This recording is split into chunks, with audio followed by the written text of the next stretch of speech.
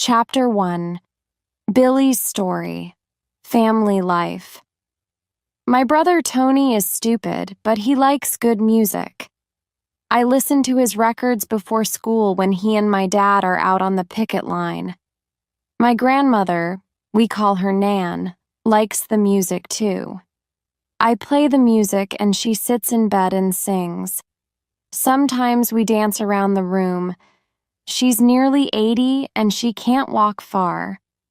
But she lifts her arms up in the air and tries to stand on one leg like a ballet dancer. Dad and Tony don't like it when she dances. They think it's stupid. But I want her to dance and sing all day. This morning I made her breakfast and danced into her room. "Hey, Nan, it's the dancing waiter," I said. But she wasn't there. I ran out of the door. My dad will kill me if I lose Nan. I raced up the road shouting, "Nan! Nan!" Where was she? Was she on her way down to the sea? You can see the sea from our house and she goes there sometimes. But little Allison, one of the neighbor's children, pointed up the street. Suddenly I knew Nan was in the field under the railway bridge. She often goes there. Nobody knows why. Maybe she played there when she was a child. "Nan!" I shouted. She turned and looked at me. I pushed through the long, wet grass. Poor Nan, she was wet and frightened. "I don't know where I am," she said. "Don't you want your eggs?" I said. "You're new," she said. "Nan, it's Billy. Billy." 3 vans stopped near the railway bridge and lots of policemen climbed out. They frightened me.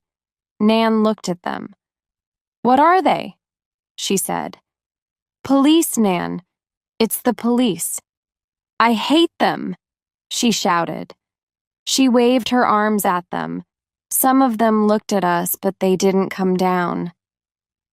"Have they come for us, Billy?" she whispered. She knows about the police. She knows that they're not on our side. "Not us, Nan. They're not interested in us." "Is it Jackie? Is it Tony?" she asked. I didn't answer. I took her arm and we walked home. The next day, I was playing a song on the piano and thinking about Mum. Tony was eating and Dad was washing the dishes. Nan was sitting on her bed singing. Mum died 2 years ago. I don't think anyone remembers her except me. I miss her. I miss her every day. I miss her when I'm walking through the house. I miss her when I'm playing the piano. I have a letter from my mum. She wrote it for my 18th birthday, but I opened it early. "Dear Billy, can you hear? Can you hear my mum's voice? Listen. Dear Billy, I didn't see you grow up. I missed you crying and laughing. I missed you shouting. But please know that I was always with you. I always will be. I am very proud of you. I am proud that you are my son. I love you very much." I keep the letter in a box under my bed. I read it when nobody is in the room. Tony and I sleep in the same bedroom, and one night I read the letter to him. I wanted him to remember my mum with me and him together, but he didn't want to. "Don't you miss her?" I asked him. "Oh, be quiet," he said angrily. Then he went to sleep. I was playing the piano and thinking about Mum. She played the piano too. I can't really play. I'd like piano lessons, but we haven't got enough money. My dad and Tony don't have time to remember Mum. They're too busy on the picket line or down the mine. Fighting, always fighting. Fighting the government, fighting with the bosses, fighting at home, fighting me. They were arguing again that morning. We must go. Dad, we'll be late. Tony pulled on his boots, but Dad wanted to make the house tidy.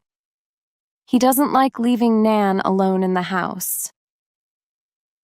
I have to make your Nan's breakfast.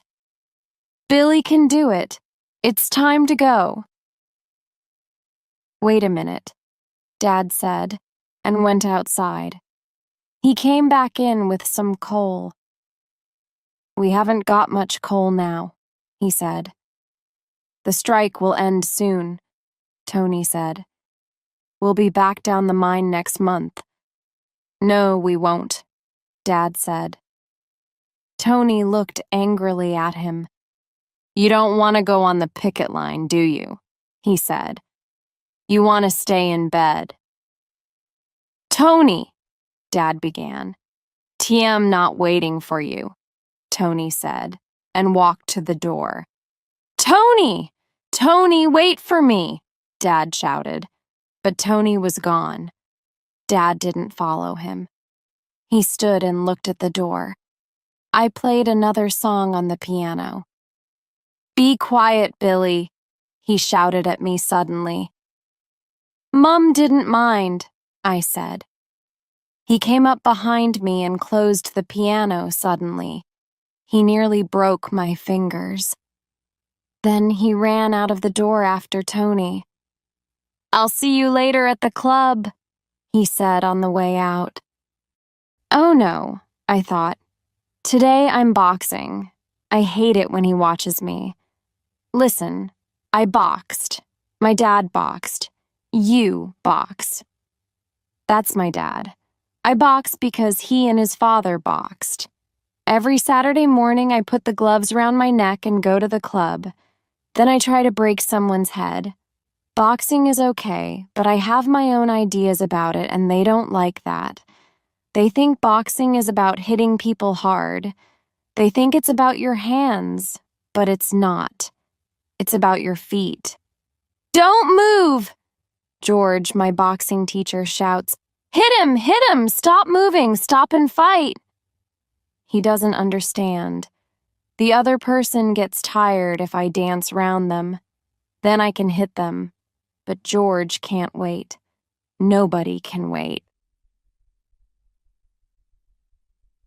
Chapter 2. Jackie's Story. The Boxing Club. I worry about Billy. I try to be a good father, but every boy needs a mother, and Billy's not an ordinary boy. We're fighting now, for our future and for our town. It's a fight for my job and for Tony's job, but is it a fight for Billy? I know it's different. Our Billy will never go down the mine and bring Lip the coal. Everything has changed. My dad was on strike in the 1930s, but then the miners were important. Everybody needed coal. Coal ran the factories, lit the streets and the houses, and drove ships across the water. Now people don't need coal because they've got oil and gas. And coal from Argentina is cheaper than English coal. The government doesn't like us. The head of the government, Margaret Thatcher, wants to close the country down. She's already closed half the factories. Now she's closing the mines. At first, I thought we could stop her. Now I'm not sure. Maybe Tony's right.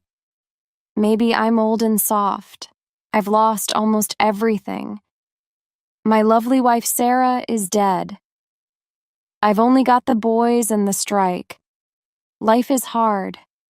Very, very hard. I stay on strike because of Tony.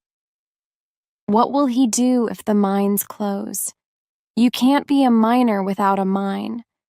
So here I am, fighting for Tony and for Billy. I've nothing to give them.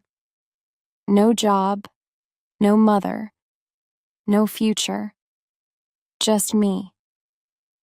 Every Saturday, I watch Billy box. I miss the beginning of the class because I'm on the picket line. It's hard out there. We watch the scabs going into the mine in buses. Tony and some of the other young men want to hurt the scabs. They want blood. They shout it sometimes. Blood! Blood! Blood! I don't agree with them. I don't want to hurt anyone. But I know why Tony's angry. We're fighting for the future, and those scabs are hiding behind the police. They're men that I worked with. They're men that I went to school with. They're my friends. And they're riding into the mine behind the police. We have to fight the bosses. We don't want to fight our friends, too. I went to the club on Saturday to watch my boy at his boxing class. I boxed when I was a boy. My dad boxed and Tony boxed, too. Now Billy has boxing lessons. I tell him, "You must fight, boy. If you can't fight, people will hurt you." There was a ballet class in the hall. It was full of little girls in pink dresses jumping up and down, up and down. "Bottoms out!" called the ballet teacher. Ballet and boxing in the same place. I laughed. Put the little girls in boxing gloves and the boys in those pink shoes, I thought. That will be funny. Billy was in the boxing ring with another boy. "Hit him, Billy!" I shouted. Billy's getting better. He moves his feet well. "You move well," I said. "But hit him too." The other boy was taller and stronger than Billy, but he was fat. Billy will win easily, I thought. Then they started to fight. What was Billy doing? He was dancing, turning in circles. "Oh no," George said. "Not again. This isn't a tea party, it's a light. Hit him! Hit him!" He looked at me and I shook my head. Billy was dancing round and round the boxing ring. The other boy stood there, watching. "Watch him, Billy!" I shouted. Too late. The other boy walked up to Billy and hit him, and there was Billy on his back. George was very angry. "Billy Elliot, you're the worst boxer in this club. Bring me 50 pence for the lesson." I couldn't look at Billy. I was so angry. What can I do for that boy? If he can't fight a fat boy, what can he do? Chapter 3. Billy's story. The ballet class. "Hit it. You'll stay here until you do hit it, Billy Elliot." I hit the practice bag. I imagined it was George's face. "Keep your feet on the ground, Elliot. Don't be stupid. Hit it. Bottoms in. Feel the music. And 1 and 2 and 3 and 4. Lift your arms. Feel the music." Across the hall, a woman was teaching her ballet class. An old man was playing the piano, 1 and 2 and 3 and 4. I started hitting to the sound of the music. Then I laughed. George won't like this, I thought. That's better. Why don't you do that to somebody's head one day? George took some keys from his pocket and threw them to me. "Give those to Mrs. Wilkinson when you finish. I'll see you next week." He went out of the hall. Good. This bag is George's head, I thought. I hit it harder. I don't like boxing. My friend Michael is right. It's stupid. "Why do you want to hit people? It's stupid," he asked. "You must fight people. If you don't, they'll hit you." "I run away," Michael said. The music changed. "And hold." the teacher said. Don't look at me, Susan. Look in front of you. Lift your arms up and down. Good. Eyes front, Debbie. And 5 and 6. I took off the gloves and walked across the hall. The girls were pretty in their pink dresses, but I felt a bit uncomfortable. Miss, the keys. The keys, miss, I said. She didn't look at me. Not now, she said. 3, 4, and 5, and 6. The music started again and the girls danced. They were clever. They all lifted their arms at the same time and they turned round. Then they lifted their legs and pointed their feet. It was interesting, but it was easy. I can do that, I thought. I lifted my foot. See? Easy. Why don't you try? A girl said to me. It was Debbie Wilkinson. She's in my class at school. No, I said. Can you imagine me in a ballet class? It's not easy, she said. You can't do it. I can. She lifted her leg up and pointed her toes. Do that, she said. I put my leg out and pointed my foot. See? She said. It was true. Her foot was more pointed than mine. I'm wearing my boots, I said. Your leg's shaking, she said. She was laughing at me, but she was right. Her leg wasn't shaking, but mine was. My Nan wanted to be a dancer. Mum could dance too. Nan took Mum to ballet lessons when she was a girl. I thought about Nan and Mum dancing. Not everybody in our family boxes. I moved with the girls, but it was very difficult. Up and down and 1 and 2 and 3 and 4. Take your boots off. Ow! Miss was standing on my foot. How big are your feet? 2, 3, boots off, 4, 5, and 6 and 7. Take off my boots. Why? I didn't know, but I took them off. Then she dropped a big pair of ballet shoes in front of me. Put them on, she said. You can't dance in those boots. So I put on the shoes. Nobody saw me except the girls. And do you know something? I think they liked me in their ballet class. Mrs. Wilkinson was a good teacher. We moved up and down, up and down. We pointed our arms in front and our legs behind us, and she looked at me. Nice straight leg, she said. It was easier with the shoes, but not very easy. You try it. Stand for a minute on one leg with your arms in front of you, you'll see. It's hard. She didn't say anything, but she thought I was good. Later, when I was walking home, she stopped her car next to me. Debbie was in the back seat. I didn't know she was Miss's daughter. Give me 50 pence, Miss said. Why? For the ballet class. Bring it next week. I have to go to boxing, Miss. But you're no good at boxing, Debbie said. Be quiet, Debbie. Mrs. Wilkinson looked at me. Didn't you enjoy the ballet class? I didn't say anything. Okay, she said and drove away. Debbie made a funny face through the back window. She was right. I enjoyed the class. I ran and jumped down the road. The music filled my head. Next day, every part of my body hurt. I thought about ballet every day. 1 and 2 and up and down. It's interesting, but it's stupid too.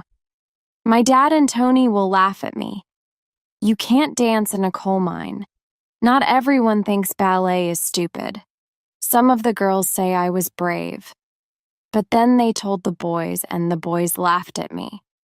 It's not important. The boys at school always laugh at me. One day, Debbie followed me home after school. Lots of boys dance ballet, she said. Only gay boys, I told her. Not all of them are gay, she said. We were at the top of the hill. We could see the mine with a lot of miners and policemen around it. There were thousands of people. A police van drove past us, and I saw the faces of the police inside. I go boxing on Saturdays, I said. Okay, she said, and turned away. She lives on the other side of the town. Big houses, big gardens, posh people. She walked away. I looked down at the mine where the miners were shouting at the police. It was a war. Earlier today, I told Michael about the ballet and showed him some of the moves. All the boys were running across the school field during the sports lesson. Michael and I hate running, so we went down to the railway line. We hide there sometimes. We sat and talked for 10 minutes, then I showed him some ballet moves. Put your leg out, I said. Arm out. 1, 2. He looked at me and smiled. Eyes to the front, I told him. I showed Hint all the moves. Do you know something? I'm much better than him. You've had lessons? He said. 1 lesson, I told him. Will you go to the class again? No. But you're good at ballet. It's for girls. I don't think so, Michael said. You look like a man. Strong. When next Saturday came, Dad and Tony went to the picket line. I took my 50 pence and gloves and went to the hall. But when I got there, I heard George. He was shouting. I didn't want to go into the boxing class. Michael's right. Boxing is stupid. I hid in the changing room until the other boys left. Then I went to the ballet class. At first, the class was boring. I didn't know the ballet moves. The girls danced on the left of the room, and I danced on the right. What are you doing? Miss asked. I don't know what to do, miss. Follow the others. Go to the back of the room and watch. 2, 3, 1, 2, 3. I tried, but it wasn't much fun. I wanted to leave. Then Miss showed me the spin. I've seen people spin on TV. They move very fast, then they suddenly stop. If you don't do it well, you fall on your back. I wasn't any good at the spin. Billy, you're not a girl. Try harder. Spin.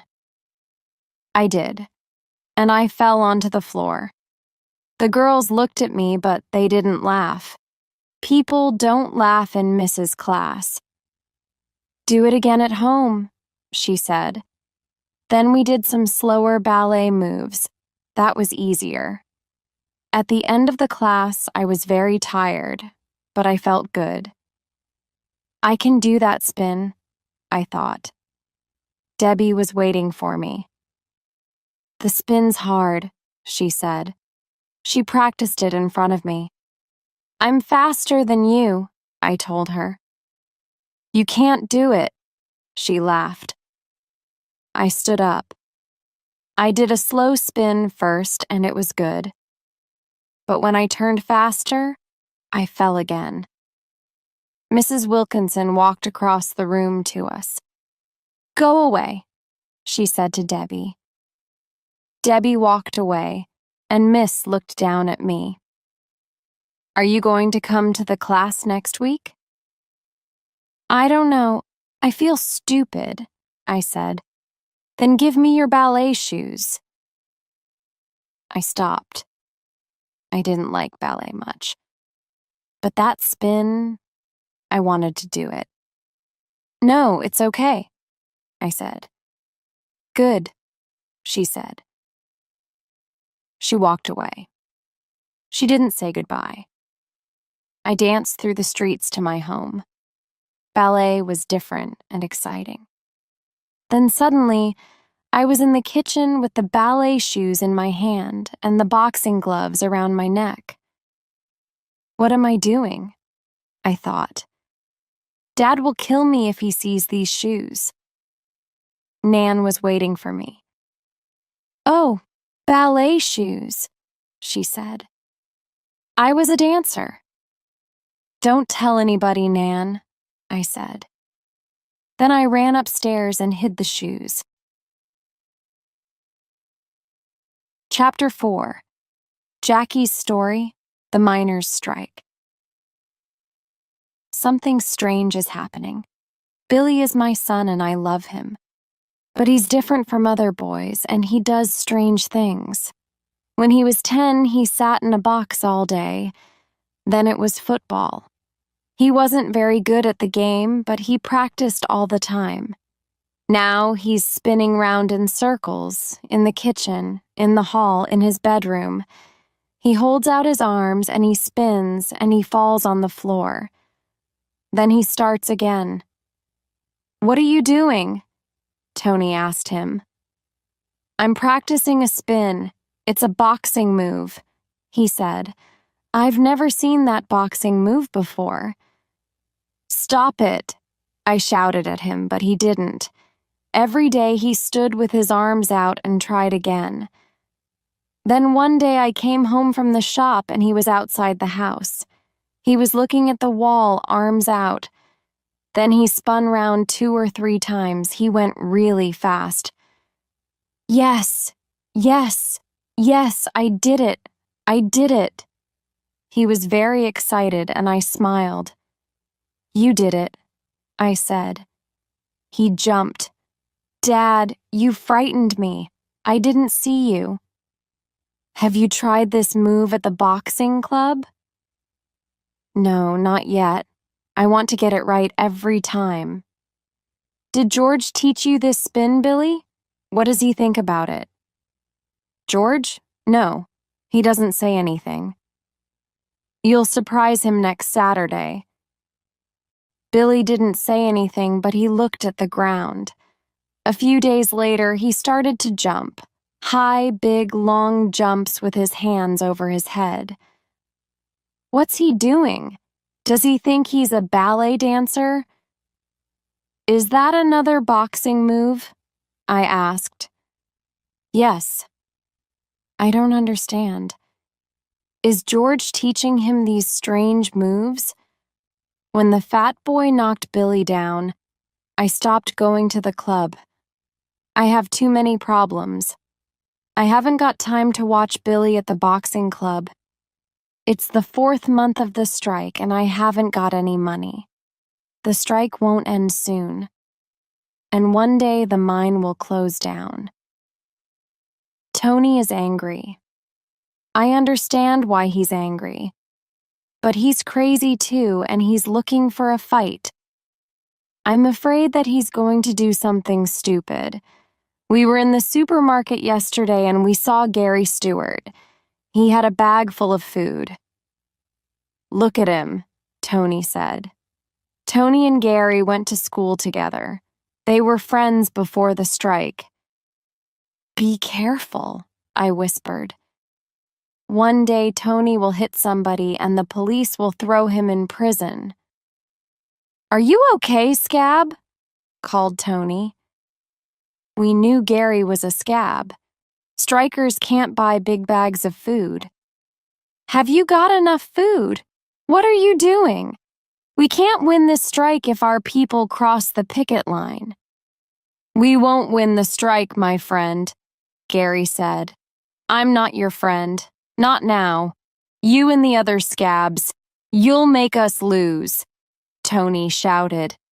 He was getting more and more angry. Gary threw down his bag and walked away. Is Tony going to follow him? I thought. Will he hit him? But Tony didn't move. He'll hit somebody soon. I hope it's not a policeman. On Friday morning, the picket line was bigger. There are a lot of new pickets. Students, teachers on holiday, people from across the world. And half the policemen in Great Britain are standing between the pickets and the scabs. On Friday, the pickets were throwing eggs and stones. I was standing next to George, holding his arm. The crowd pushed forward and the police pushed us back. "Listen, Jackie," George said. "Don't worry about the 50 pence. I don't need it. The money isn't important." "What are you talking about?" I asked. "The boxing. I haven't seen Billy for months." "What?" "But he's always practicing." I didn't tell him about the spins and the jumps. "Send him to my house and I'll talk to him," George said. Then the police pushed forward again. Someone threw a rock into the side of a bus full of scabs. "Scab! Scab! Scab!" We pushed forward hard, and I was lifted almost off my feet. You didn't want to fall down in the middle of this. Was Billy keeping the 50 pences? I'm going to kill him, I thought. Next morning, Billy ran quickly downstairs. He was hiding something under his coat. "Billy! Billy!" I shouted, but he ran out of the house. What's he doing now? I thought. Chapter 5. Billy's story. Mrs. Wilkinson's plan. I jump higher than all the little girls in the class, and I feel good. Miss says I'm good. She spends half the lesson with me. "Is it our turn now?" the girls ask. "You're always with Billy." "Be quiet, Debbie, I'm busy." I love the class. I think about it all the time. I practice a lot and I'm stronger now. I can dance for hours. Michael was worried. "Your dad will find out about the ballet classes," he said. "What will you do?" But I didn't want to think about Dad. Just this week. Just one more lesson, I thought. Then Dad walked into the ballet class. I was lifting my leg. I looked up and Dad was standing in the door. I stopped. He's going to kill me, I thought. Miss was still teaching. "Up 2, 3, like a princess, Debbie. 1, 2, 3. Why aren't you dancing?" she asked me. The music stopped and she saw Dad. His face was red. "You, out! Now!" he shouted at me. I watched Miss out of the corner of my eye. She's going to fight him, I thought. I don't want to fight. "Please, Miss, don't," I whispered. Then I went out of the hall. I wanted to hide. Dad followed me out. He took my arm and pulled me home. He didn't say anything, and I was very frightened. In the kitchen, he pointed at a chair next to the table. Then he sat down opposite me. He didn't speak for a long time. "Ballet," he said finally. "What's wrong with ballet?" I said. "It's okay." "How can it be okay?" I was frightened. He was angry and his face was white now. "I went to ballet classes," Nan said. She was sitting near the window, watching us. "It's okay for your Nan. For girls, Billy, not for boys. Boys play football or they box." "What's wrong with dancing?" I asked again. But I knew. Ballet isn't for boys and strong, hard men. Ballet isn't for minors who strike for their friends. People in our town don't dance ballet. Well, maybe I don't want to be a minor. Maybe I'm different. Forget about ballet, son, and forget about boxing, Dad said. I've worked hard for those 50 pences. You can stay at home with Nan. I wanted to be a dancer, Nan said. Be quiet, Dad shouted at her. I jumped up. I hate you, I screamed at him. Then I ran out of the room. He shouted at me, but I didn't stop. Tears were running down my face. I want to dance, I thought. It's the only thing I can do well. And Dad wants to stop me. I ran down to the beach. It was a windy day. I listened to the sea and I felt calmer. I was on the posh side of town now. Rich people live there, people who are better than us. Miss lives there. I went to her house and knocked on the door. The door opened and Miss stood in front of me. Oh, it's you, she said. I said, he doesn't know I'm here. He'll kill me. Has he stopped you coming to classes? He doesn't understand, Miss, I said. I didn't want to say anything bad about my dad to her. She didn't like him. But he was my dad. She turned back into the house. Debbie, she shouted. It's Billy. Come and talk to him. I followed her into the sitting room and sat in a chair. Debbie came in and sat next to me. Her dad was sitting in another chair, drinking beer. So, you're the ballet dancer, he said. I've heard about you. Your dad works down the mine, doesn't he? Yes. Is he on strike? Of course. The strike will end soon. The miners can't win. The mines don't make any money, so they'll close. He looked at me angrily. Tom, be quiet, said Mrs. Wilkinson. Why is he so angry? I thought. He isn't on strike. What's your job, Mr. Wilkinson? I asked. He lost his job, Debbie said. The company doesn't need him. Did you strike to save your job? I said. Mr. Wilkinson's face went red, but he didn't say another word. I ate dinner at the Wilkinsons' house. Later, up in Debbie's room, she told me about her mom and dad.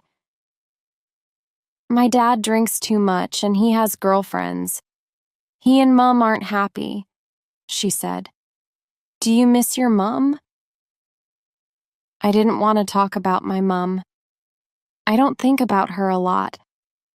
Sometimes I forget she's dead. I think she's at the shops or in the other room with Nan. But she never conies back. Debbie moved closer to me on the bed, and I hit her. I didn't hit her hard. She's only a girl. We were fighting and playing. Suddenly, I touched her on her chest and I felt strange. She touched my face. It was nice, but... I stood up. I heard Mrs. voice. Debbie, Billy has to go home.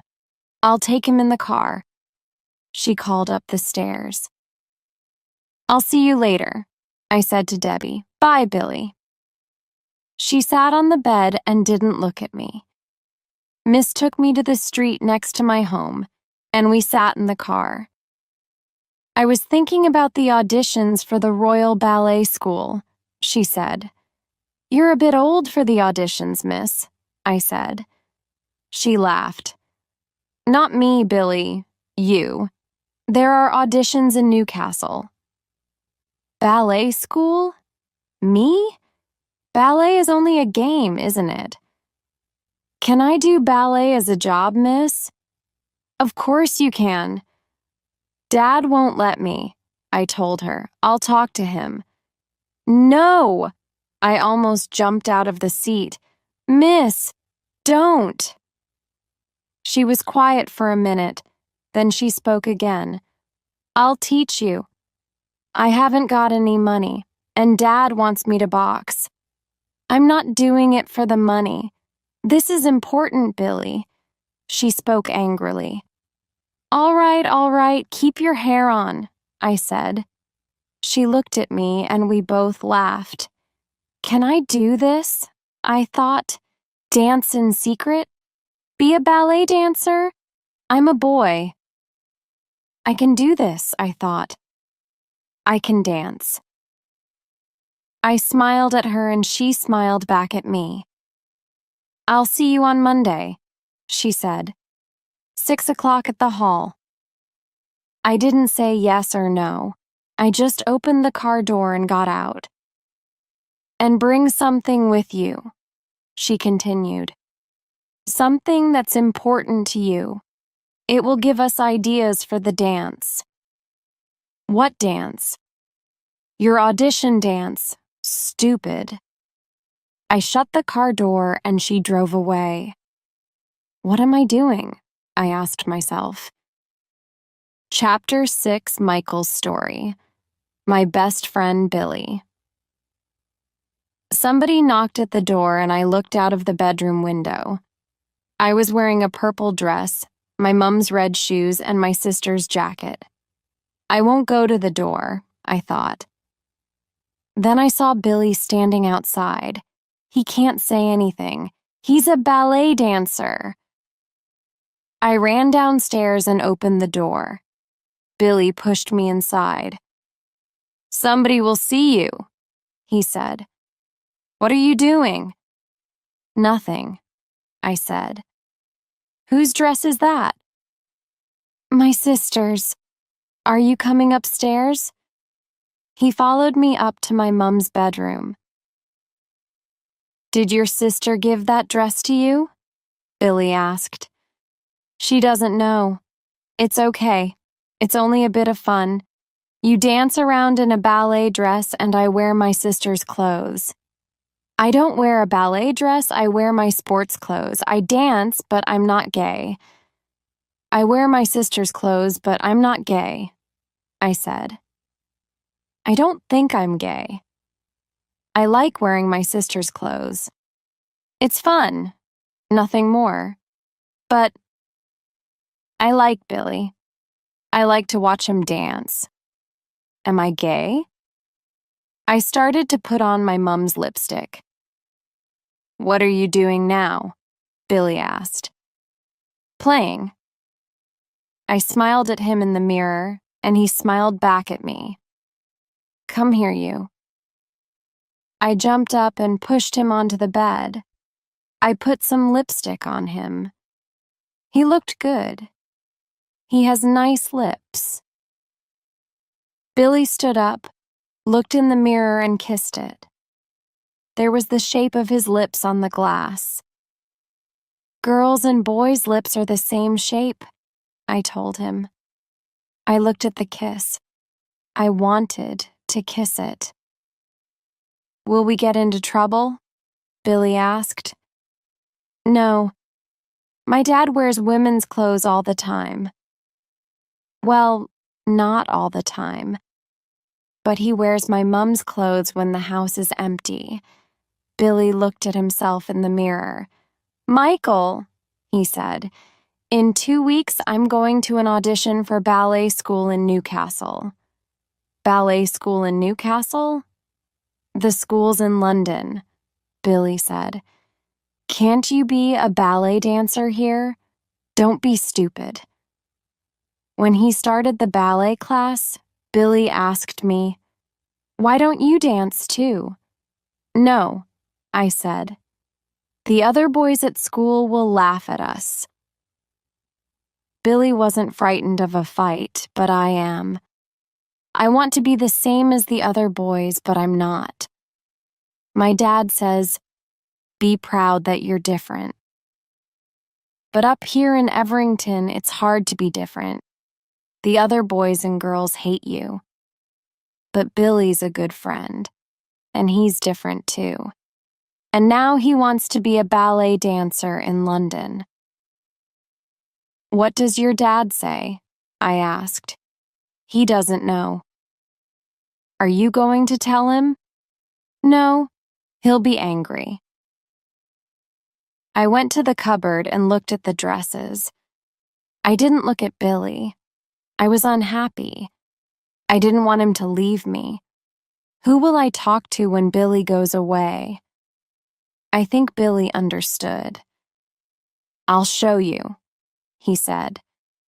He pushed back a chair and started to dance. You do it too. Lift your legs. He showed me the ballet moves and I copied him. He closed his eyes and he forgot about me and my dress. He was lost in his own little world. Then he jumped up and did a spin. Wow, I said, and he smiled. That's dancing, he said. Chapter 7. Billy's story, Dad, and Tony's fight. There were only 2 weeks until the audition, and we worked hard. Miss told me to find something personal for my dance. I took my mom's letter and a music cassette that she liked. I met Miss at the club on Monday. She picked up Mom's letter and read it. At the end, she was crying. She was a very special woman, Billy, she said. No, she was just my mom, I said. She asked me questions about Mom. What made her happy? What made her sad? Mom liked music, I said. She played the piano. I put the cassette on and played the loud, fast music. Did your mom like this song?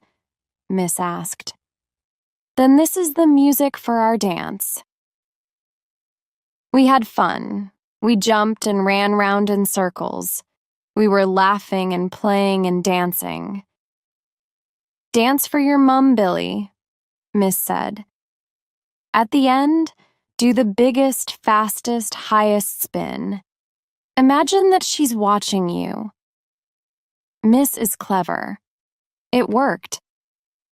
I thought about Mum and I danced. Things were bad at home. The town was full of police and miners from other towns. We're going to destroy the government, Tony said, but we had no money. People broke up their furniture and burned it on the fire. We didn't have much food. I was getting tired of eating bread. They were keeping us hungry. The government used the police to frighten us. The police on horseback were the worst. The horses were so big, and the policemen carried long sticks. They rode up behind the pickets and hit them on their backs and heads. There was blood then. I saw it with my own eyes. Tony and I were both arguing with Dad. I was angry because I couldn't dance. Tony was angry because Dad was weak. He was always shouting at him. I felt sorry for Dad. But Tony was right. Dad was a silly old man, and he couldn't move out of the past. A week before the audition, I woke up in the middle of the night. Tony was getting out of bed. What are you doing? What time is it? I asked. Be quiet, he told me. Go back to sleep. I looked at the clock. It was 4 o'clock in the morning. He walked quietly out of the bedroom. A few minutes later, the shouting started downstairs.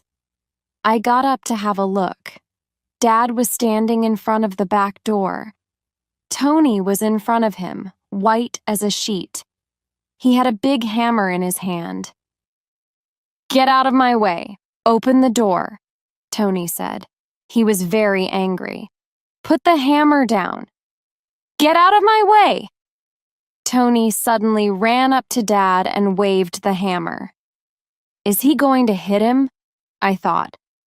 No, I shouted, but they didn't even look at me. You don't want to fight, Tony shouted. That's your problem. You're finished, aren't you? Mum died and now you're a stupid old man. Get out of my way. He tried to push Dad away from the door, but Dad suddenly hit Tony on the side of the face. Tony fell down onto the floor. "Stop it, stop it," I screamed. Dad looked at me. His face was white and his eyes were wet with tears. "What are you looking at?" he shouted. He was very angry and I was frightened. Tony stood up. He pushed Dad away and ran out of the door. "You're not trying, Billy. Do it again," Miss was shouting at me.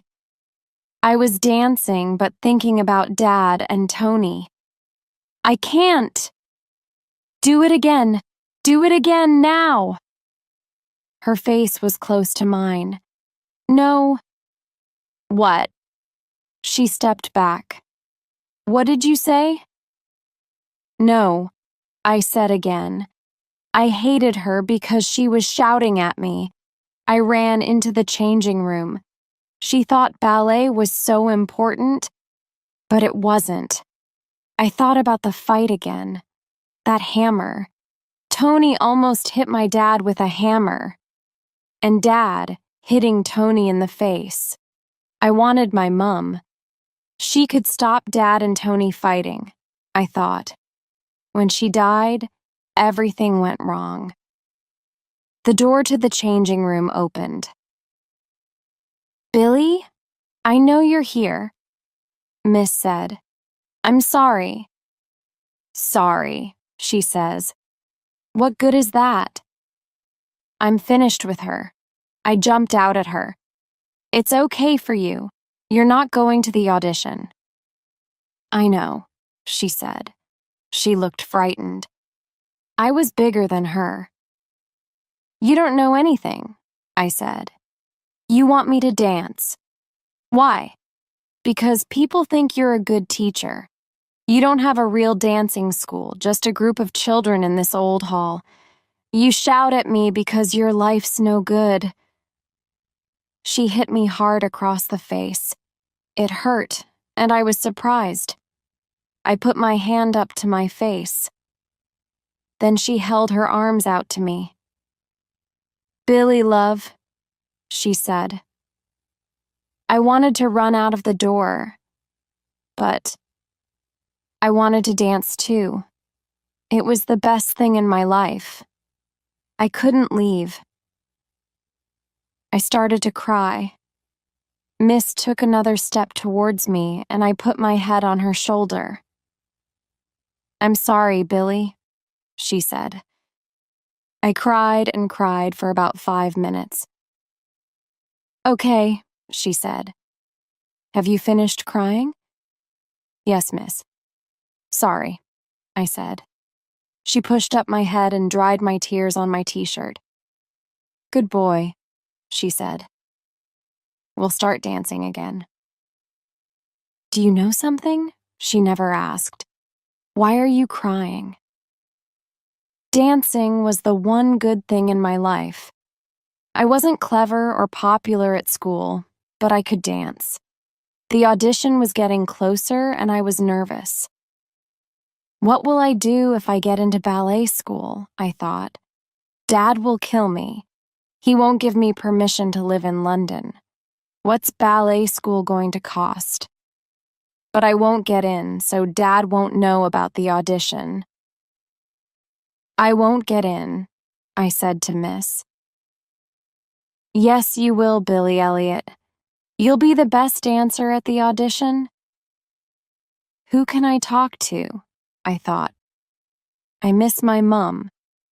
But she's not here. She's dead. She can't hear anything and she can't tell me anything. Then something happened. On the Thursday before the audition, Miss and I couldn't use the hall. We drove to a school and used its hall. On the way home in the car, I played a music cassette. The music wasn't modern, but I liked it. It was beautiful. "It's good, isn't it?" I said. "What is it?" "I've heard it before." "It's ballet music," Miss said. "Now get out of the car." It's time for you to go home. It was dark and cold in the house. There was no more coal to make a fire. Dad and Tony were out. Nan was in, and I went into her room and said hello to her. She didn't know me. It was one of her bad days.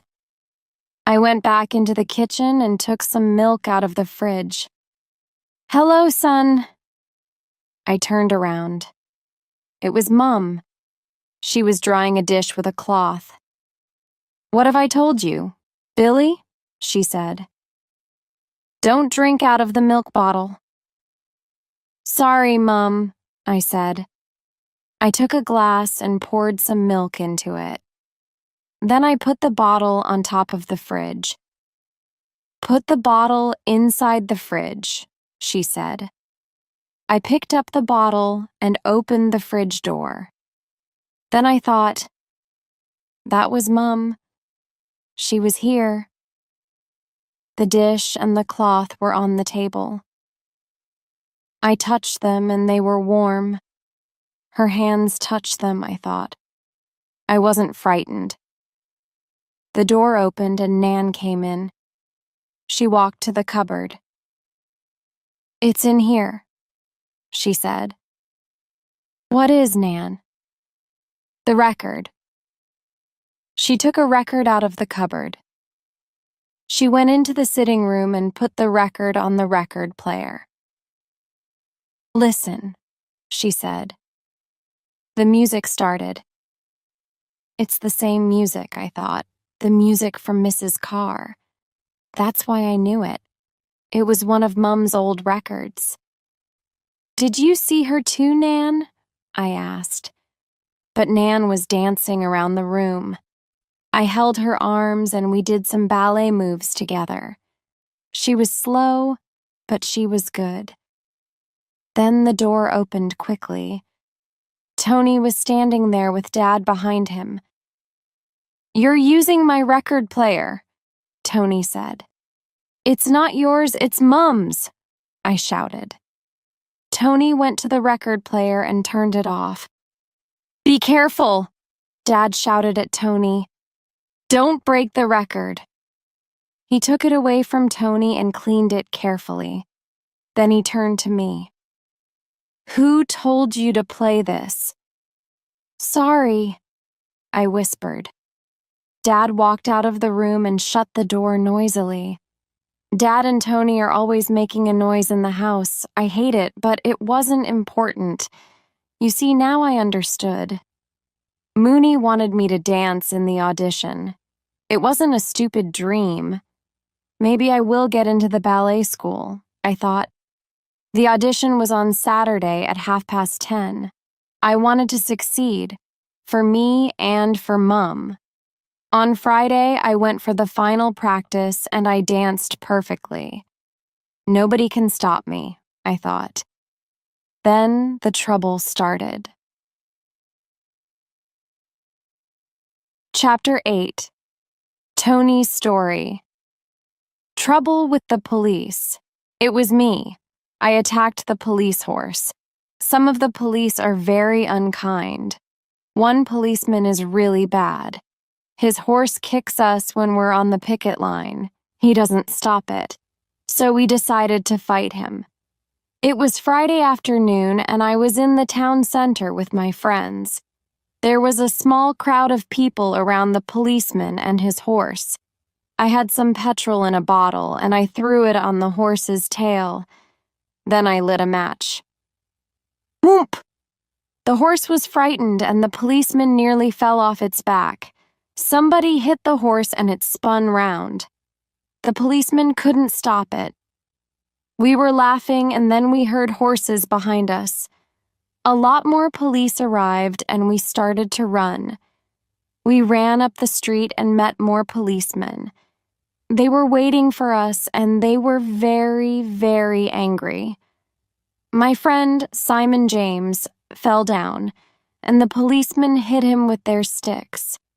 I ran through Jeff and Alice Thompson's house and into the street at the back. It was washing day and the street was full of washing lines. There were wet clothes and sheets hanging from them. I was near my house, but the police were everywhere. I saw Billy standing on a wall. He was shouting something. Then hundreds of police and horses came towards me. "Tony, Tony, not that way!" Billy shouted. I tried to run, but there was a wet sheet in front of me. I stopped for a second and then I fell. I heard the police coming. They hit me. 1, 2, 3, 4. Then I didn't feel anything more. When I woke up, I was in the police station. They kept me there overnight and I went to court at 10 o'clock on Saturday morning.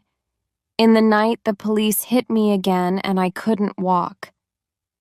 The police horse kicked him, a policeman told the judge. The judge believed him. He told me to pay 100 pounds to the court. Where will I find 100 pounds? Dad and Billy came to court. Dad was angry but didn't say anything. I wanted to go to bed and cry. When we got home, a woman was waiting for us. I didn't know her, but she knew Billy.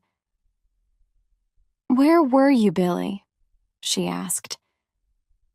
"Please, miss, don't," he whispered. "My brother Tony was in court. I tried to telephone you. You weren't there." "Who are you?" I asked. I looked at Dad. "Come inside the house," he said. I looked at Billy. Was he in trouble? We went into the sitting room and turned to look at the woman. She crossed her arms.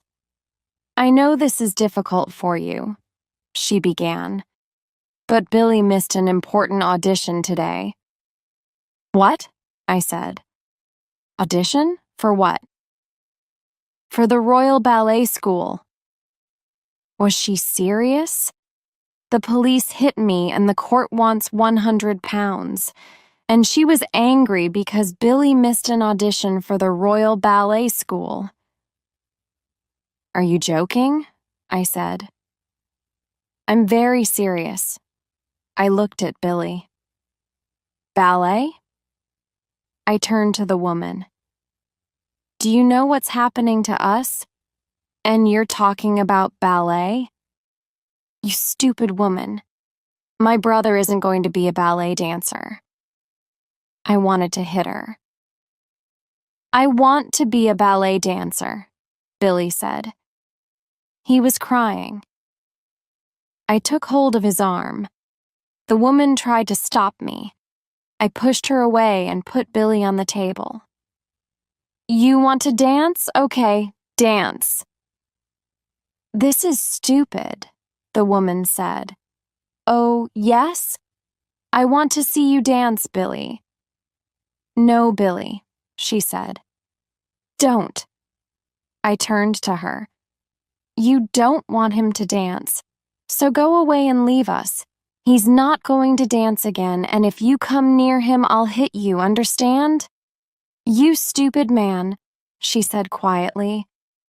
"You say Billy's important to you? He came to me every night for 2 weeks and you didn't notice. I'll see you soon, Billy." She walked out of the room. "I hate you," Billy shouted at me. Then he turned and ran out of the house. I wanted to follow him, but Dad stopped me. I pushed him away. "I'm going to the pub," I said. "I'll see you later." I don't understand my family. I'm fighting the police and the bosses for them. Why don't they help me? If Billy dances again, I'll hit him. And if she goes near him, I'll hit her too. Chapter 9. Billy's Story. Discoveries. "It was a bad Christmas," I said to Michael. "We didn't have any wood for the fire, so Dad broke the piano into small pieces. Tony gave me some football boots. He hasn't got any money. Maybe Lai stole them. Dad was unhappy because Mum wasn't there. He started to cry. I can't remember a worse Christmas. Run away from home, Michael said. Join a dance group. Don't be stupid. We didn't have anything to do. The piano was gone and the house was cold. So we went outside and built a snowman. I didn't have any gloves. My hands hurt, they're so cold. Give me your hands, Michael said. He put them under his jacket. I touched his skin. It was warm, but Michael was looking at me. What are you doing? I said. Nothing, I'm warming your hands. Are my hands cold on your skin? I asked him. I like it. I thought for a minute. Are you gay? I asked him. Suddenly, we both laughed. Of course he's gay. It was funny. He kissed me very quickly. I like ballet, but I'm not gay, I said. You won't tell anyone, will you? No, I said. We stood there for another minute. I like Michael. He's my best friend. Suddenly, I had an idea. Come with me, I said. I took his arm and pulled him towards the hall. Inside, I found one of the ballet skirts that the girls wear. I gave it to Michael. You're the girl, I said to him. No, I'm not, he said. I'm gay, but I'm not a girl. For the dance, I said. We stood in the boxing ring and I showed him some ballet moves. 2nd and down, and 1 and 2. You're not bad for a gay boy. I danced away from him. My eyes were closed and I was in another world. Michael couldn't follow me there. I was dancing alone and I was really happy. Then, finally, I stopped. I stood opposite Michael and held his hands. He looked into my eyes. It was part of the dance. It wasn't important. Then I heard a noise and it was my dad. Michael was frightened. He knows my dad is a hard man. And Michael was wearing a dress and I was holding his hands. I climbed out of the ring and went up to my dad. Dad? I said. He covered his face with his hands, but I stood in front of him and I danced. I spun and jumped and danced for 5 minutes. Then I stopped and looked at Dad. Is he going to hit me? I thought. That was wonderful, Michael said. Dad turned and walked out of the hall. I ran after him. Dad! I shouted. Go home, son, he replied. He didn't stop walking. Chapter 10. Jackie's story. The search for money. I ran down the road. I wanted to cry, but I couldn't. My life is so difficult. There's the strike. My wife is dead. Tony wants to fight everyone. My wife's mother lives with us, and she's going crazy. And Billy. What can I say about Billy? He's different. And he's good at something. I don't know anything about ballet, but I've seen dancers on TV. And now I know Billy is a good dancer too. Maybe his teacher is right. I'm Billy's dad, so I have to help him. Oh, Sarah, what shall I do? Shall I send that teacher away? Shall I stop Billy dancing? Help me decide, please. Suddenly, I knew what to do. I smiled. Then I ran home and telephoned George. Where does that dance teacher live? I asked him. He told me and I went to her house. How much will the ballet school audition cost? I asked. Billy missed the audition in Newcastle, and the next one is in London. You'll have to go to London and stay in a hotel. I can lend you some money. I don't want your money, I said angrily. Oh, don't be stupid. Do you want a drink? She was trying to be friendly. No, I said. Is Billy a good dancer? I can't promise anything, but I think he's a great dancer. I left her house and went home. The boys were in bed. I went into the bedroom and looked at Billy. A great dancer, I thought. Our Billy? I sat on the bed next to him and he woke up. I put my hand on his shoulder. Go to sleep, son, I told him. He's my son, I thought. He's Billy Elliot. But maybe he's really good at something. How can I help him? Where will I find the money? I can't ask the other miners. Nobody has any money for food or coal or clothes. They're hungry. I can't ask for money so Billy can dance. I went upstairs to my bedroom and found Sarah's wedding ring. I'm going to sell this, I thought. If I get £100, I can take Billy to London. I don't want to sell Sarah's ring, but I have to. I know Sarah wants me to help Billy. The next day, I went to sell the ring. The shop was full of wedding rings. We're all poor. We're selling the most important things that we own. I showed the ring to the man in the shop. How much? I asked. I'll give you £25. What? That's my wife's ring. I'm sorry. He looked sad. I know this ring is important to you, but I can't give you any more money. I took the £25. Sarah was gone, and now her ring was gone too. And I needed more money. The strike will end soon, I thought. The government is going to win. In 2 or 3 months, we'll go back to work, but it will be too late for Billy. I need to work for 1 week, then I can take Billy to the audition. I went to the place near the mine where the workers met. Gary Stewart was there and he laughed at me. I didn't say anything.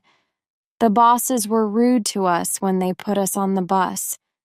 Nobody likes a scab, and now I was a scab. Some of the miners hid their faces, but I didn't. I wanted everyone to see me. I was frightened. There were crowds of people near the mine. They were shouting and throwing stones at the bus. We moved slowly. There were faces and noise all around us. The glass in one of the bus windows broke, and the bus stopped. What will happen next? I thought. Will the pickets turn the bus over? I turned my head and looked out of the window next to me. Who was there, looking at me? Tony. He looked into my eyes. Then the bus moved again. I hated myself, and I wanted to die. Chapter 11. Tony's story. The meeting. Dad! Dad! I shouted. His face was so sad. I wanted to help him. I knew he was in trouble. The bus moved through the mine gates and I ran after it. The scabs climbed out of the bus and the bosses pushed them towards the entrance to the mine. Dad! I shouted again. He heard me and looked at me. He moved towards me, but a policeman stopped him. Dad tried to hit him. Then he walked back to the gate. He was crying. I never saw Dad cry before. I wanted to put my arms around him. It's for little Billy, he said. Tears were running down his face. You can't go back to work now, I said. Look at us. What can we give Billy? His face was covered in tears, and I was crying too. Please, Dad. We're finished, son. I want to give Billy a future. He's only 12 years old. What about my future? You can't do this. We'll find some money for him. Just come out of the mine, Dad. Please. Some men ran up behind us. What's your dad doing? Robert Martin asked. It's okay, he's coming out. Aren't you, Dad? Dad rested his head against the gate. I'm sorry, he said. Get him out, Martin said. I got Dad out of the mine. The bosses saw that he was ill. They let him out through the back gate, and I took him home. Later, he tried to explain to me. Your mom, she wants Billy to dance. She didn't worry about other people, just her family. You always think your father is the boss. You think he can do anything. But now my dad needs my help. Okay, I thought, I'll help. But where will we find the money for Billy's ballet dancing? The next day we went to see George. Ballet? He said. Ballet, I said. You've helped boys before, Dad said. Yes, for boxing or sport, but ballet. Why not ballet? Billy is a good dancer. Is Lai? George asked. Who says he's good? I went to see his teacher, Dad said. He's the best dancer she's ever seen. I believe her. George looked at me. We have to try, I said. It's important for Dad and the family. It won't be easy, George said. Nobody has any money. I know, I said. This isn't easy for me, George, but we want to help Billy. Our mom's not here, so we want to do something for him. Okay, George said. We'll try. We'll get some money for Billy's audition. For the next 2 days, we put notes through the neighbors' doors. We wanted them to meet us at the hall. We found money before for children who needed help. But this was different. We've never sent anybody to the Royal Ballet School. A few of the neighbors came to the hall. Dad and George sat at the front of the room, but I stayed at the back. George started to speak. We've helped children to become boxers and footballers. This time it's Billy Elliot. He wants to be a ballet dancer. The neighbors were laughing. I'll give all the 50 pences from the boxing class, George said. Mrs. Wilkinson is giving the 50 pences from the ballet class. We're selling some raffle tickets too. You haven't much money, we know that, but please help us. This is important. A few people stood up. They want to leave, I thought. So I stood up too. You all know me, I said. For a long time I didn't want Billy to dance. But I want to say this. I looked at my dad.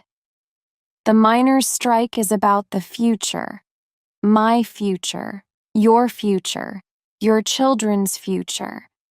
Billy's future, too. Not everyone will go down the mine, but they will have a future. Billy's dance teacher says that he's an excellent dancer. Excellent. You know that our mum is dead, but Sight wants him to dance. We need your help. I looked at Dad. His eyes were wet with tears. George showed you the raffle tickets, I said to the crowd. You can't leave here without buying one. If you do, I'll fight you outside the hall." Everybody laughed. Then they walked to the front of the room and bought their raffle tickets from George. Dad pushed through the crowd and walked up to me. He looked at me and smiled. Then he put his arms round me and we stood in the middle of the room. We were both crying. A strike can destroy some families. It can bring other families together. Can you believe it? Dad and I are friends because of ballet dancing. Chapter 12. Billy's Story, The Audition. 1 minute everybody thought I was strange. Then they wanted to give me money. Dad was looking for things to sell. Even Tony was selling raffle tickets. We needed money for bus tickets to London, for food and a hotel. Then we were on the bus to London. It was very exciting. "Is London a nice place, Dad?" I asked. "I don't know, I've never been there." "You've never been to London, but it's the capital city." "There are no mines in London," he said. "Don't you think about anything except mines?" I thought my dad knew everything, but he doesn't. I'm only 12 years old, and I'm going to London. He's 45 and he's never traveled south of Durham. The journey took a long time. At first, I didn't like London. There were lots of houses, bigger than the houses in Everington, more and more streets, and bigger buildings. Our hotel wasn't very good. Dad didn't like our breakfast. I couldn't eat any food because I was so frightened. "Aren't you going to eat your egg?" Dad asked me. "You must eat something. You need food in your stomach today." "I can't," I said. But I ate some bread. We went on the bus to the ballet school. I stood at the bottom of the steps and looked up at the big old building. I felt sick.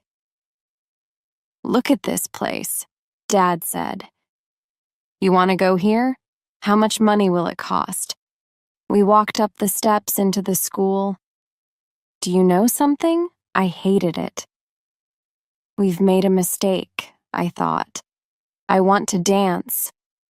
But this place is full of posh people. It's not for me. The changing rooms were full of boys and girls. Their voices were posh, and they didn't understand me. "Is this your first audition?" a boy asked me. "It's my second. I'm Simon. What's your name?" "Billy Elliot, from Everington near Durham." "Durham? Isn't there a big church in Durham?" "I don't know. I haven't visited Durham." "Sorry," he said. "I don't understand you. You talk strangely." "Oh, be quiet," I said. I hated it. I ran out of the changing room and found Dad at the top of the stairs. Dad, I don't want to do the audition, please." I didn't finish the sentence. Dad took my shoulder and spun me round. "Go back in there," he shouted. He pushed me back into the changing room and closed the door. Soon after that, the audition started. There were 5 teachers silting at the front of the room. "And you are—" "Billy Elliot, from Everington." "Ah, yes. Now, Billy, please start dancing." They watched me and talked quietly. They didn't speak to me again. I felt stupid. You can't dance when you feel stupid. At home, in front of Miss, I can dance. But not here, in this room. These people didn't want me. Then it was time for the audition dance. The music started, and I knew it was the wrong music for the ballet school. It was too modern, too fast. I stood in front of the teachers and didn't move. Then I heard Mrs. Voice in my ear. "Dance, Billy! You're in front of these people, so dance!" So I danced. There wasn't much time because the music was finishing, but I danced. Then I looked up at the teachers. "Thank you, Billy. You can go now." I ran out of the room. I was very frightened. Dad found all that money and I couldn't dance. I wanted to cry. I went into the changing room and saw that boy, Simon. "Are you okay?" He came up to me. "Don't cry, it's only an audition. You can come back next year." Then the stupid boy came and sat next to me. He put his arm round my shoulder. "Go away!" I shouted. "You'll be okay." I hit him in the mouth and he fell on the floor. George will be proud of me, I thought. The teachers ran into the changing room. Blood was coming out of Simon's nose and mouth. They won't let me into the school now, I thought. They called Dad and me into the room and talked to us. "Mr. Elliot, the students in this school do not fight," one of the teachers said. "Do you understand?" "Yes," Dad and I said at the same time. "This fight is very serious. Does anyone want to say anything?" He looked at the other teachers. "I have a few questions," one man said. "Billy, why are you interested in ballet?" "I don't know," I said. "What do you like best about ballet?" "The dancing." "He dances all the time," Dad said. "Every night after school." "Do you like ballet, Mr. Elliot?" another teacher asked. "I don't know a lot about it," Dad said. "Students at this school work very hard, both in their dancing and their schoolwork. Do you want Billy to dance?" Dad looked at me, then at the teachers. "Oh, yes," he said. "Oh, yes." And that was almost the end of the audition. "How do you feel when you dance?" they asked me. How can I explain to them, I thought. They come from a different world from my dad and me. "I don't know," I said. "When I dance, my body is full of fire. I forget everything." Then Dad and I went home. Chapter 13. Jackie's Story. The Letter. The trip to London was bad, from beginning to end. It cost a lot of money. Everybody tried to help, but they couldn't give enough. 10 pences and 50 pences and 2 pences, nothing more. One day somebody knocked at the door. Tony wasn't at home. I opened the door and saw Gary Stewart, Tony's old friend from school. The man we saw in the supermarket. The scab. I took him into the sitting room. He didn't sit down, but stood in the middle of the floor. "I want to help Billy," he said. He took an envelope out of his pocket and put it on the table. "There's the money," he said. "Billy needs a future." I looked at the envelope. "I can't accept that, Gary," I said. "It's not for you, it's for Billy," he said. "Accept it for him." He turned and quickly left the room. I heard him open the front door. Then he stopped and came back into the room. "Nobody knows about the money, Jackie," he said. "I won't tell anyone. I won't tell my wife. You don't need to tell anyone. He left the house and I sat down. I looked at the envelope. Then I opened it and counted the money. 50 pounds.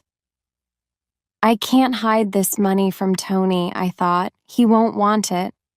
I'll call it scab money, dirty money. But I'm going to accept it. So Billy and I went to London. Poor little Billy. The audition was bad. The other children at the school had everything. Rich parents, good homes, good schools. Billy didn't have anything. Then he hit that boy. When we got home, I felt angry and sad. I tried to go back into the mine during the strike. I took Gary's money and I sold my wife's wedding ring, and then we went to London with its big houses and posh people. In Everington, we've got our jobs in Lye mines and a hard life. And now the government is taking our jobs away from us. We've got nothing. Tony and Nan were waiting at home. We did okay, I told them, but they saw Billy's face. They knew he was unhappy. I'll make some dinner, I said. It's okay, Dad, Billy said. I'm tired. I'll go upstairs and lie on the bed.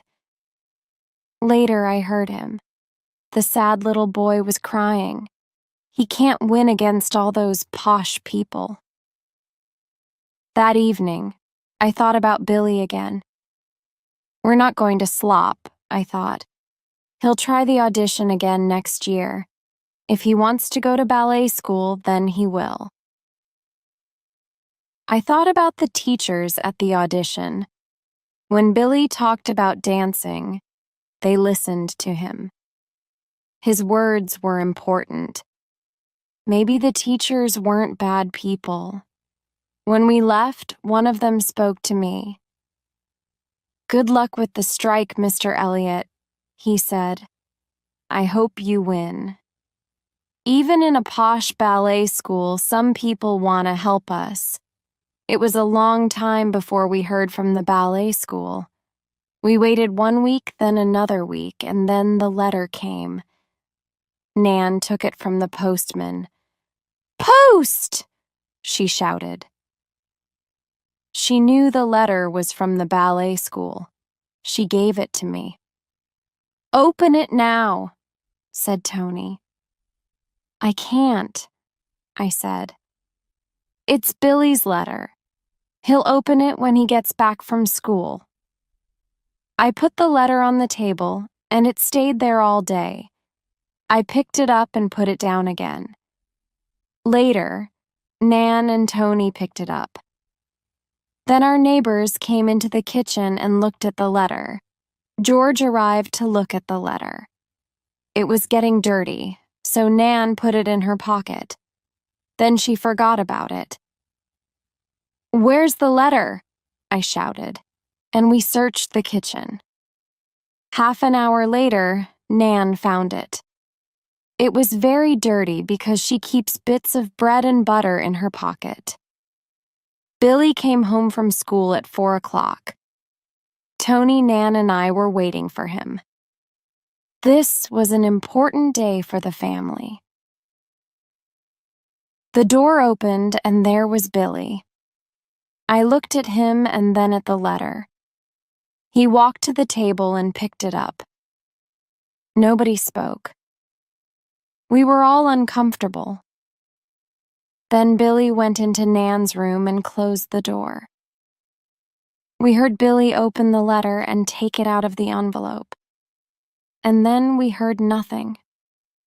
Nothing. Tony jumped up.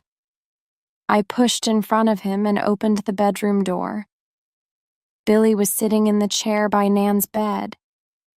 He looked up. He was crying. "Oh, Billy," I thought. "I got into the school," he said quietly. "Yes!" Tony and I shouted. I took the letter and read it. Yes! He got in! I shouted. The neighbors ran into the house. Nan was kissing everybody. Tony put Billy on the table. Dance, he said, and Billy danced. I gave him a big kiss and ran down the road. I wanted to tell my friends, Billy's got into the ballet school. I ran quickly down the road to the pub. I opened the door and... He's in! He did it! The men in the pub were silent. Don't you know, Jackie? Somebody said. The strike has ended. We're going back to work on Monday. The bosses won. We didn't have a big party for Billy. Everybody was thinking about the end of the strike. We lost. I can work again now. I can pay for the ballet school, I thought. That happened a few years ago. We lost and the government won. And slowly, the mines closed. Here in Everington, we were quite lucky. Our mine stayed open longer than most of the other mines. But it's closed now. Our lives continue in the town, but everything is different. I'm an old man. I'm happy to stop working down the mine. But Tony can't find another job. We lost the mines. We lost that future, but we won another future for Billy. And that's important, isn't it? Chapter 14. Billy's story. Goodbye to Everington. 1 and 2 and 3 and 4 and up and hold. Miss saw me and walked across the room. Billy. I'm going to London today, miss. I know. Debbie told me. I'll miss you, miss. No, you won't. I will, miss. Go and find out about life, Billy, she said. Forge about me and this place. Good luck, Billy. She gave me a tired smile and turned back to the girls. Okay, heads up, bottoms out. I don't understand, I thought. She taught me for a long time. Isn't she pleased for me? I don't know. I'll never understand, miss. I've said goodbye to a lot of people. At school, all the pupils met in the ball and the head teacher made a speech. We're very proud of Billy. We're happy that the school helped him. Helped me? Nobody at school helped me to dance. It was my family and Miss Wilkinson and the neighbors who found the money for me. They helped me. I went to the church with Dad. I wanted to say goodbye to Mum. Your mum is very proud of you, Dad said.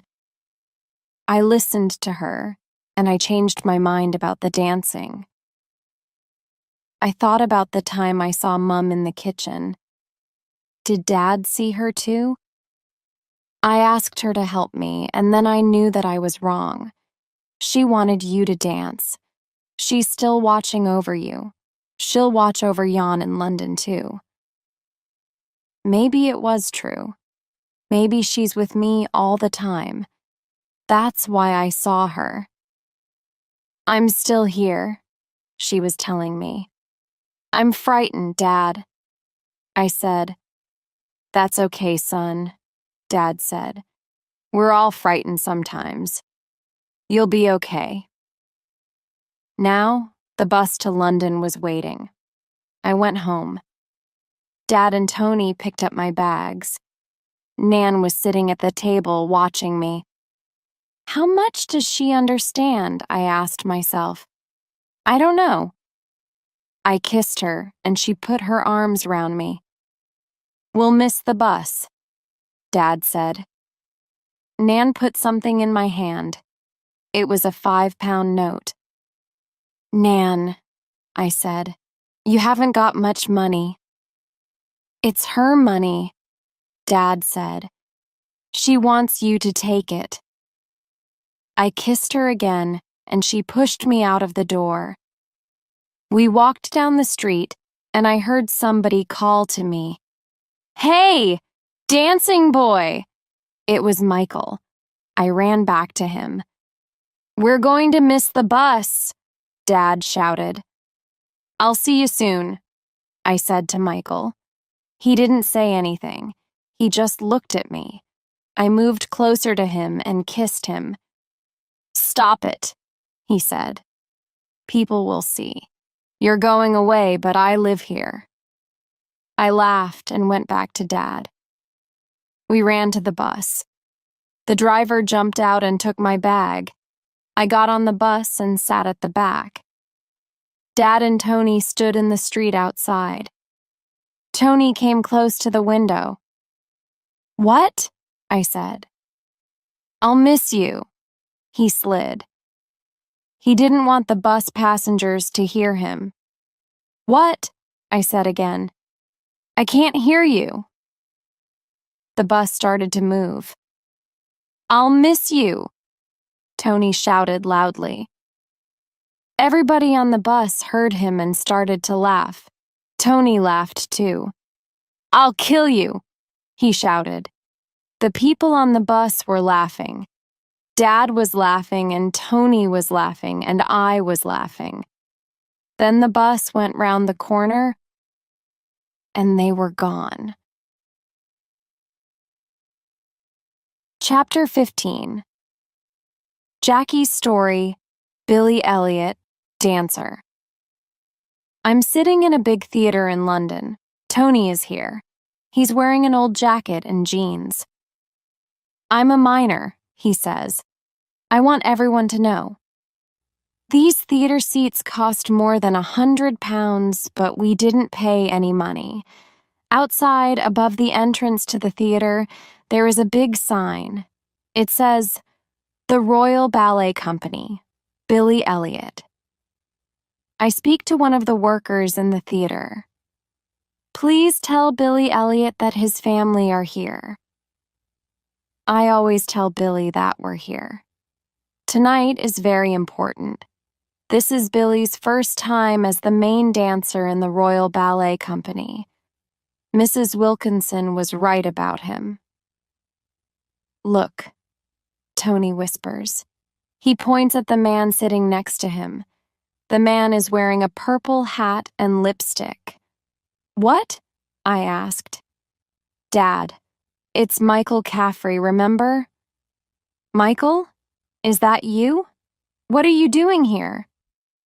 "I can't miss this ballet," Michael says. "He's gay," Tony whispers. I always knew he was gay. Michael reaches over and shakes my hand. "Are you very proud of Billy, Mr. Elliot?" he asks. He speaks like a Londoner now. "I am." "You put Billy here in this theater," says Michael. "That's true. I took a lot of coal out of the ground so Billy can dance. My father and his father and their work in the mines built this theater. Coal helped to build everything in this country. The coal is still there in the ground. But the mines are gone. The theater lights go down and the music starts. A minute later, Billy is on the stage. He runs on, stops, and he jumps. Everybody in the theater is watching him. He jumps very high and he stays in the air. He's not going to come down, I think. Then he lands and looks into the theater. He smiles at us. "Hey, Billy Elliot." Michael shouts loudly. "You don't shout in theaters." People turn round. Some of them are angry, but others are smiling.